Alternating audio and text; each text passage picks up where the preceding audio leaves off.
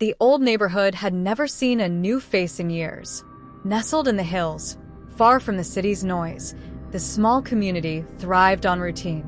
People lived their lives in harmony, friendly waves and small talk filling the streets.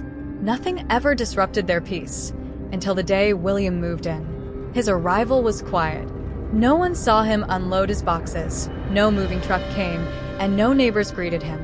One day, the house at the corner of the street, abandoned for years, was suddenly occupied. William Fichtner was his name, a middle-aged man with an eerie calmness about him. He never spoke much, only offering a cold nod when passing by. Jenna, a young woman who lived across the street, was the first to notice something odd. Every night, without fail, William's lights would flicker at the same time. Midnight. She brushed it off at first, attributing it to a faulty electrical system. But as days passed, the strange occurrences grew more frequent. One evening, Jenna was watering her plants when she spotted William staring at her from his window.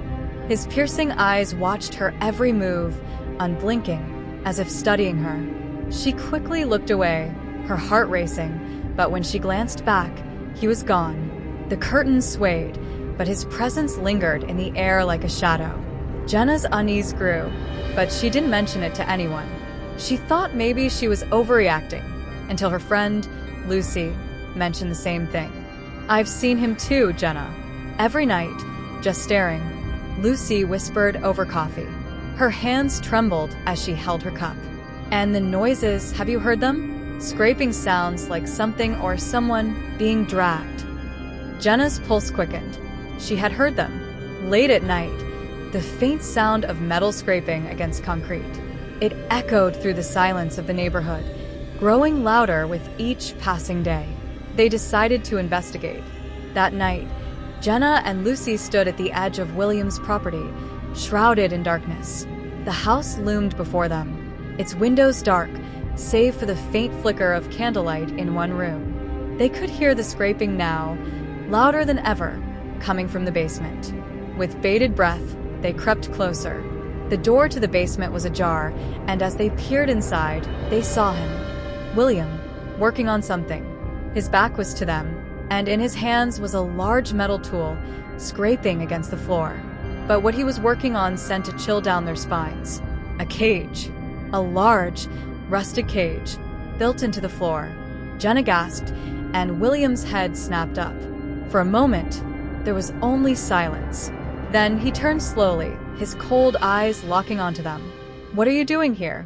His voice was low, menacing. Jenna froze, but Lucy managed to pull her back and they ran. They didn't stop until they were safely in Jenna's house, panting and shaking. Jenna quickly locked the doors, her heart hammering in her chest. "What the hell was that?" Lucy whispered, eyes wide with terror. "I don't know," Jenna replied, her mind racing. "But we need to tell someone. We need to get the police involved." But when the police arrived the next day, William's basement was empty. No cage, no tools, nothing but an ordinary basement. William greeted them with a charming smile, all traces of his unsettling demeanor gone. "I'm just a quiet man who enjoys my privacy," he told the officers. "I don't know what those girls think they saw, but there's nothing here."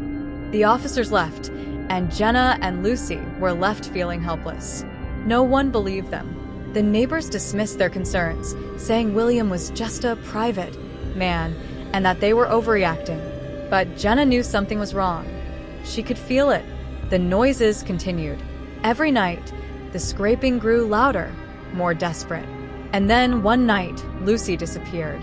Jenna woke to find her friend's house empty, her phone disconnected, and no sign of a struggle. But she knew, deep down, where Lucy had gone.